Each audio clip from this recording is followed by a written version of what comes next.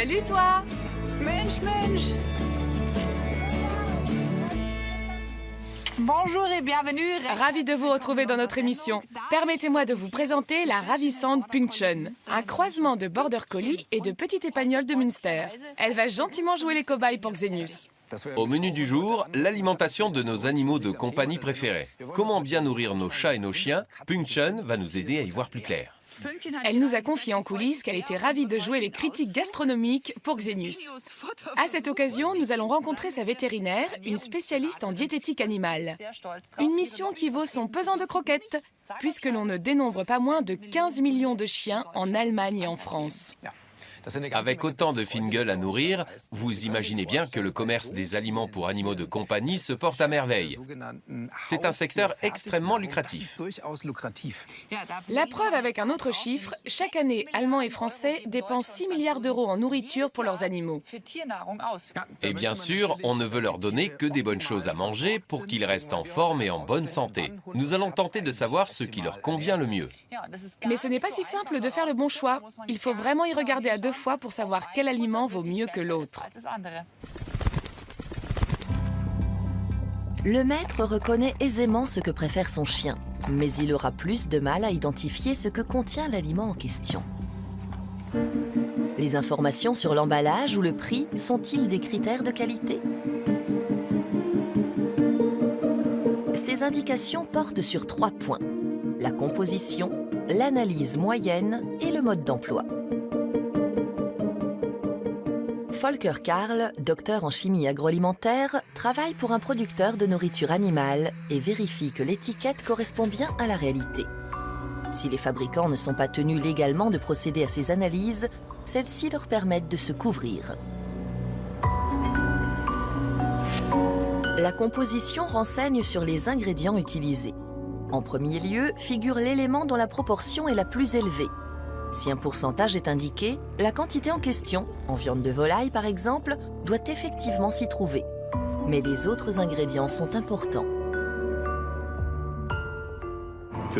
En nourriture animale, on utilise des bas morceaux de bêtes abattues pour l'usage humain, c'est-à-dire de qualité alimentaire. Ainsi, la nourriture pour chiens contient souvent du mou, des rognons et du gras double. Les additifs, comme les arômes et les vitamines, doivent être autorisés par l'Union européenne. Mais certains additifs indispensables, comme les vitamines E ou B1, ne sont pas forcément indiqués, parce que la loi n'a pas fixé de limite de concentration maximale. L'analyse moyenne énumère la teneur en protéines, en graisses, en fibres brutes et en cendres brutes, c'est-à-dire en minéraux et oligoéléments. L'analyse moyenne renvoie à la teneur en nutriments bruts, mais elle ne précise pas leur provenance. Les protéines peuvent aussi bien être issues du filet que des os ou de la peau. Ces indications ne renseignent donc pas beaucoup sur la qualité du contenu, et le mode d'emploi n'est guère plus précis. Les rations conseillées sont approximatives. Vous pensez bien qu'un chien qui se promène toute la journée et joue beaucoup a besoin de manger plus qu'une bête qui reste sur le canapé. L'avis de l'association de consommateurs allemands Stiftung Warentest: on ne peut pas toujours se fier aux recommandations des fabricants. Ils indiquent souvent des portions trop généreuses. En outre, il ressort de ce test que le prix n'est pas non plus un critère de qualité. C'est intéressant parce que sur les 3 aliments les mieux classés, 2 sont très bon marché, voire des produits discount. Parmi les produits satisfaisants ou médiocres, il y avait des marques chères et même des produits bio. En 2010, l'association de consommateurs était arrivée aux mêmes conclusions avec des croquettes pour chiens. En résumé, pour être sûr de bien nourrir son animal, mieux vaut demander conseil au vétérinaire et consulter les tests comparatifs.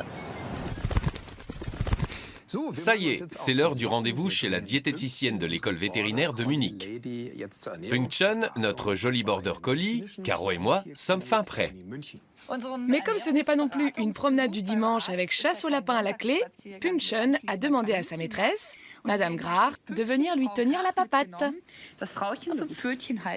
Elle a tendance à paniquer chez le vétérinaire ou elle garde son calme? Elle reste bien sage. Allez, on y va. Mesdames, après vous.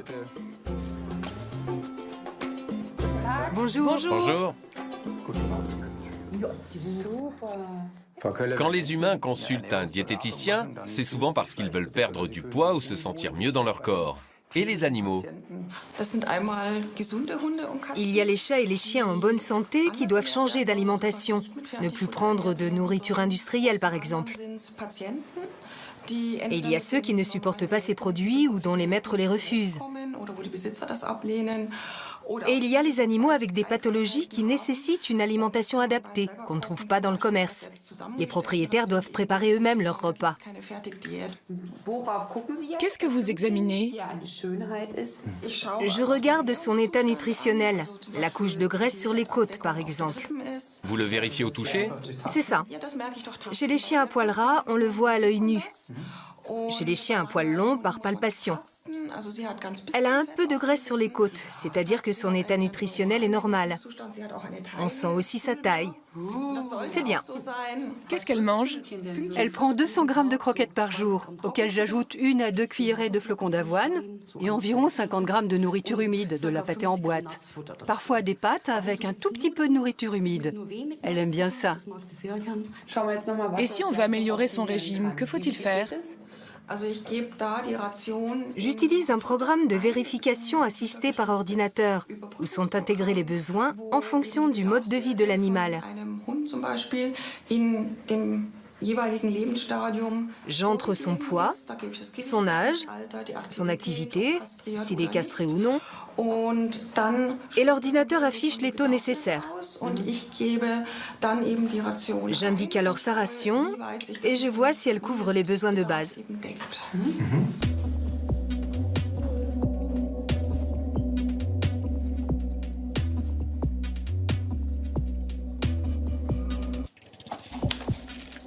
Qu'est-ce que ça donne? L'analyse montre qu'il n'y a pas d'erreur majeure dans sa ration alimentaire. Si on veut l'améliorer encore, on pourrait supprimer les flocons d'avoine, par exemple. En revanche, l'apport en protéines est un peu juste. On pourrait compléter avec de la viande séchée en guise de friandise, du fromage blanc ou du yaourt. Côté vitamines, c'est parfait. Tous les besoins sont couverts. D'accord. Nous voilà rassurés. Pünktchen va pouvoir aller courser les écureuils. J'en ai vu tout à l'heure. Oui, il y en a. Tout plein. Place à présent au deuxième animal de compagnie favori, le chat. En matière d'alimentation féline aussi, la discussion est animée et les avis sont très partagés. Les chats sont capricieux et difficiles, notamment dans leurs choix alimentaires. Mais quelle est la nourriture la plus adaptée à ces animaux? Ces vétérinaires munichoises sont amies et elles ont toutes les deux des chats. Mais elles se querellent toujours sur la façon de les nourrir. Le docteur Quinten, qui a publié des ouvrages sur l'alimentation féline, déconseille les croquettes. Dans le cabinet vétérinaire voisin, le docteur Roser vend des croquettes et des boîtes de différents fabricants. Les aliments secs sont le sujet de controverse. Les croquettes pour chats sont-elles vraiment nocives? Je déconseille formellement de nourrir les chats avec des croquettes. Ce n'est pas un aliment naturel. Un chat mange normalement des souris et des oiseaux. Ça, c'est 100% naturel et ça contient 60 à 70% d'eau.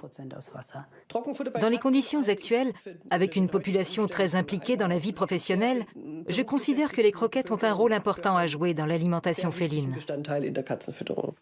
Les aliments secs n'affichent que 10% d'humidité, tandis que les aliments humides en contiennent 80%. Le mieux est encore de combiner les deux. Cela dit, les chats doivent s'hydrater. Est-ce qu'ils boivent suffisamment? Là non plus, nos vétérinaires ne sont pas d'accord. Un chat en bonne santé ne boit pas du tout. Si un chat boit peu, c'est parce que l'eau ne lui est pas proposée correctement. Je conseille toujours aux propriétaires de chats de prévoir plusieurs points d'eau, parce qu'un chat aime varier les plaisirs.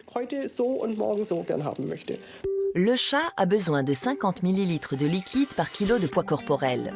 Si l'alimentation humide sous forme de boîtes, barquettes ou sachets en apporte la majeure partie, plus besoin d'inciter le chat à boire de l'eau. Restons dans le domaine des liquides. Tous les chats supportent-ils le lait? Le lait est très bon pour les chats. D'une manière générale, ce n'est pas un aliment adapté. Le chat n'a pas besoin de boire du lait. Si des troubles digestifs apparaissent, c'est peut-être lié à une intolérance au lactose. Dans ce cas, il faut passer aux produits sans lactose ou exclure cet aliment. Autre point de discorde, nourriture industrielle ou gamelle préparée par son maître. Je nourris mes chats surtout avec des produits frais. Et c'est ce que je conseille à mes clients. La nourriture industrielle correspond à notre époque très axée sur le travail, où l'on ne peut tout bonnement pas cuisiner tous les jours. Qui préfère la cuisine maison aux aliments industriels devrait prendre l'avis d'un spécialiste. Et que dire du grand classique? Les souris sont-elles la nourriture idéale? Il est clair que l'idéal, ce sont les proies, les souris. Naturellement parlant, les souris sont sûrement l'aliment idéal. Car elles offrent tout ce dont un chat a besoin. Beaucoup de muscles, des fibres et peu d'hydrates de carbone. Sans oublier le goût et le plaisir. Là-dessus, au moins, les deux vétérinaires sont d'accord. Les chats achèteraient des souris.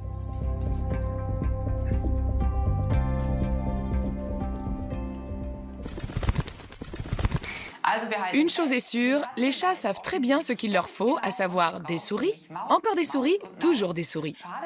Dommage qu'on soit si peu compréhensif quand ils nous font gentiment cadeau de leur proie sur le paillasson. Au fait, les chats sont plus populaires que les chiens. Voyons les chiffres. 27% des foyers français et 16,5% des foyers allemands ont un félin. Ce qui fait un total de 40 millions de chats. Et d'après les aboiements que vous entendez peut-être en fond sonore, c'est source de protestation. Gunnar et moi sommes toujours à l'école vétérinaire de Munich. Pâté ou croquette, telle est la question. J'imagine que la plupart des gens ont recours à la nourriture industrielle pour leurs animaux. Je lui prends des croquettes. Moi de la pâtée. Qu'est-ce qu'il y a de bon là? Volaille et saumon. Ici, les produits secs. On dirait les céréales que je prends au petit déjeuner. Qu'est-ce qu'il y a dans ces croquettes? Il y a souvent de la farine de volaille ou de poisson. Ça n'a pas l'air très appétissant, mais les chats n'ont pas le même goût que nous. D'ailleurs, on ne mangerait pas des souris mortes, nous. Vous conseilleriez quoi? Les pétales de farine de poisson ou la pâtée? On ne nourrit pas un chat uniquement avec des croquettes. Il faut ajouter de la pâtée. Passons aux aliments pour chiens. Ici, il y a 21% d'agneau, 21% de riz, le tout assaisonné de délicieuses moules vertes de Nouvelle-Zélande. Ça se ressemble un peu, mais il n'y a pas la même chose dedans. Je suppose qu'on ne nourrit pas un chat avec des aliments pour chiens et vice-versa.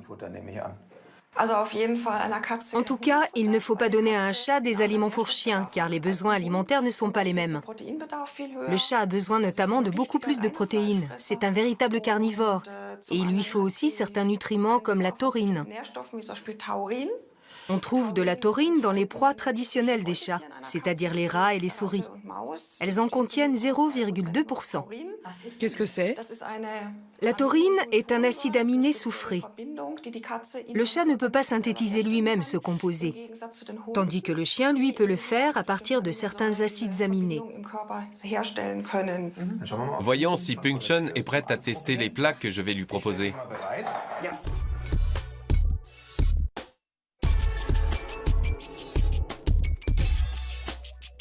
En tout cas, elle mange plus vite que toi, qui est une performance. C'est clair. Ça, c'est un nettoyage de gamelle en règle. Merci, au revoir. Bon, eh bien, je crois que le résultat parle de lui-même. Elle a apprécié, mais elle a quand même des préférences. D'abord la pâtée pour chien, puis la pâtée pour chat. Ensuite les croquettes pour chien. Les croquettes pour chat n'étaient pas vraiment son truc, mais elle a fini par les manger quand même. Quand on a faim, on finit son assiette. C'est normal? Oui, la plupart des chiens en bonne santé mangent tout ce qu'ils trouvent. Pungchen a mangé toute la nourriture pour chat. Ça ne va pas la rendre malade, j'espère. Une fois de temps en temps, ça ne pose aucun problème. C'est bon à savoir.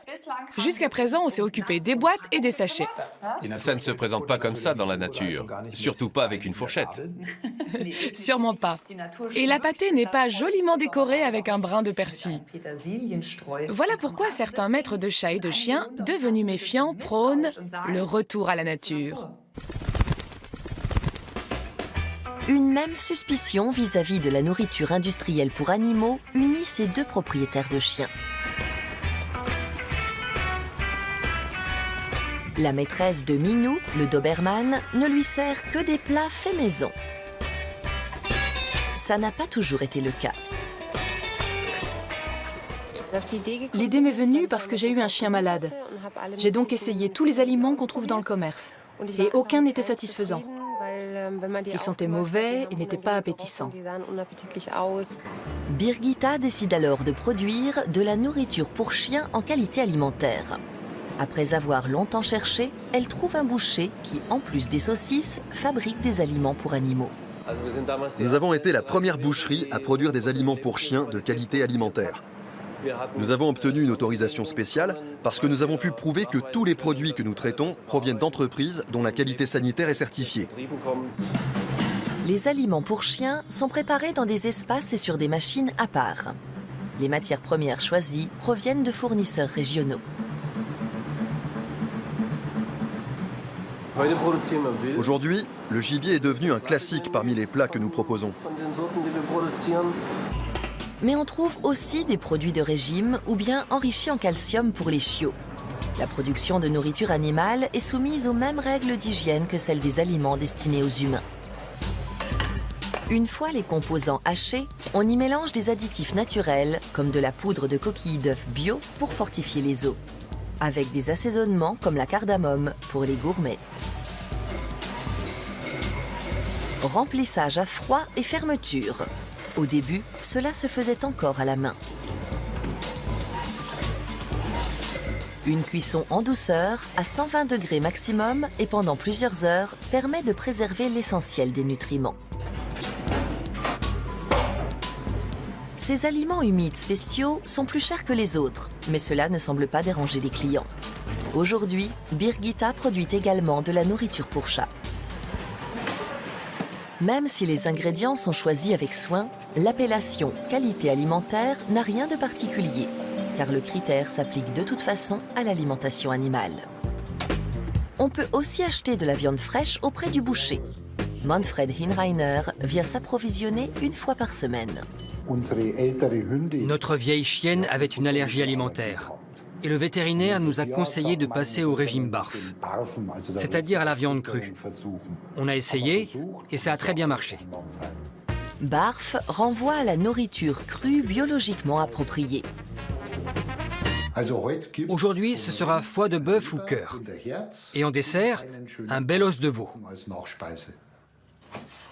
Outre la viande crue, le repas comporte un tiers de légumes pressés en purée avec du sang de bœuf et des additifs pour un apport optimal en nutriments, comme de la farine d'algues marines pour avoir de l'iode. C'est un peu plus compliqué que d'ouvrir une boîte. Grosso modo, ça prend environ 10 minutes.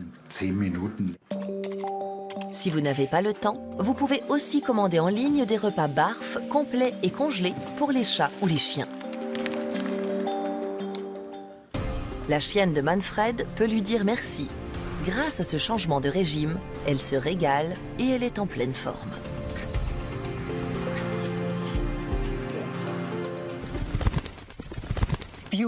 Nourriture crue biologiquement appropriée, ça nous laisse un peu perplexes, Gunnar et moi, et on aimerait bien creuser un peu plus le sujet. Petra, qu'en pensez-vous? Sur le fond, c'est un moyen comme un autre de nourrir son chien. Il faut juste veiller à ce que l'animal reçoive tous les nutriments dont il a besoin et rester vigilant sur la qualité bactériologique. D'après une étude américaine, 30% des chiens nourris au régime BARF sont porteurs de salmonelle. Je peux mettre mon chien ou mon chat au régime végétarien, voire végétalien? On peut mettre un chien au régime végétarien, à condition qu'il s'agisse d'ovolactovégétarisme, c'est-à-dire avec des œufs et du lait.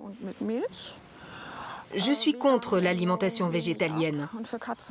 Et le végétarisme n'est pas applicable aux chats qui ont besoin de certaines substances d'origine animale, comme la taurine, dont on a parlé tout à l'heure. Merci pour tous ces conseils. Oui, merci. Donc, le chien a surtout besoin d'amour, bien sûr, et de protéines. Comme nous l'avons lu tout à l'heure sur l'emballage des croquettes, les protéines viennent souvent de la farine de poisson. Or, on le sait, les océans sont surexploités. Alors que faire? La réponse pourrait venir d'une toute petite bête, la larve. Dirk Wessendorf est ingénieur et il a créé une friandise très riche en protéines, des biscuits à base de farine de larve d'Hermesia illucens, la mouche soldat noire. C'est son chien qui lui en a donné l'idée. Il mangeait toutes les larves qu'il pouvait trouver, un véritable aspirateur. Alors je me suis dit que je pouvais essayer de comprimer ces larves et d'en faire des friandises pour chiens. La société où travaille Dirk Wessendorf élève des larves de mouches pour produire de la nourriture animale sous différentes formes. Larves vivantes pour animaux en terrarium, larves mortes ou séchées pour les oiseaux ou les poissons d'aquarium. Broyées, ces larves pourraient constituer un apport en protéines dans les aliments pour chats ou chiens. Des fabricants de nourriture animale s'y intéressent déjà. Différents producteurs d'aliments pour animaux nous ont déjà contactés. On est encore dans une phase de test, mais ils aimeraient bien savoir s'il y a là un créneau à occuper. Ce qui les inquiète en fait, c'est que les consommateurs n'acceptent pas le produit parce que les larves, comme les insectes en général, suscitent souvent le dégoût. Dirk Wessendorf trouve cette peur injustifiée. Lui contrôle régulièrement les larves vivantes à la main. Il n'y a rien de dégoûtant à mettre la main dans les larves. Et elles ne sentent rien. C'est un asticot ferme, charnu, qui n'a rien de visqueux ni de gluant. Ce n'est pas répugnant du tout. On nourrit ces vers avec des déchets alimentaires biologiques exempts de viande. 28 tonnes de déchets de ce genre sont traités ici chaque semaine. Dirk ajoute des fruits secs, des légumes et des céréales à cette bouillie de fruits et de légumes. Les larves d'Hermesia illucens s'en régalent 18 jours durant. Au fond de ces boîtes, elles vont atteindre la taille adéquate. Au bout de 18 jours, on peut passer à la récolte. Cette machine débarrasse les larves des restes alimentaires qui feront un compost riche en nutriments. Ici, les larves sont empaquetées vivantes en vue de leur envoi à travers l'Europe. Ce serait aussi l'aliment idéal pour les animaux domestiques, comme les poules ou les cochons, car elles offrent une alternative intéressante à la farine de poisson. Conditionnées sous vide, les larves ne survivent que 5 jours, ce qui implique des transports rapides, dans la ferme à côté de l'entreprise par exemple. Sur de plus longues distances, les larves séchées seraient plus pratiques, mais ce n'est pas encore possible. Pour l'instant, l'Union européenne n'autorise pas les larves séchées pour nourrir les animaux domestiques. Actuellement, ne sont admises que les larves vivantes. Cela devrait prendre 1 ou 2 ans avant que l'on puisse introduire des larves séchées dans leur alimentation. Un bain dans l'eau bouillante et le sort en est jeté. À partir de maintenant, on ne peut plus servir ces larves aux animaux domestiques. Il n'en va pas de même pour les animaux de compagnie. 2 jours plus tard, les larves sont sèches et propres à la consommation des poissons d'aquarium ou comme additifs dans la nourriture pour chiens et chats. Les chiens, eux, n'ont rien contre les insectes. Croquer une mouche de temps en temps, ça améliore l'ordinaire. Alors pourquoi pas leurs larves? En friandises ou additifs protéinés, elles ont toutes les chances de leur plaire. Des biscuits aux larves. Que dirais-tu de ça, Pünchen? Waf ou bien wow. Ou encore wow. Dommage qu'on ne puisse pas essayer. On n'en saura rien. Nous avons essayé de savoir ce qui, d'un point de vue nutritionnel, était bon pour les chats et les chiens. Et manifestement, les avis sont pour le moins partagés. Si l'on en croit Petra Kölle de la clinique vétérinaire à Munich, la nourriture industrielle convient très bien à la plupart des animaux. Mais si vous êtes du genre à vous méfier de ces produits et que vous préférez préparer de bons petits plats à votre toutou, n'hésitez pas à en parler d'abord à votre vétérinaire qui saura vous conseiller au mieux. Allez, à la prochaine fois. Nous, on va aller faire une grande promenade avec Pünchen. Et on emmène sa maîtresse, bien sûr. Merci d'avoir attendu. Pas de problème. C'est parti. Salut. Lui aussi, il s'en va. On s'est tous donné le mot.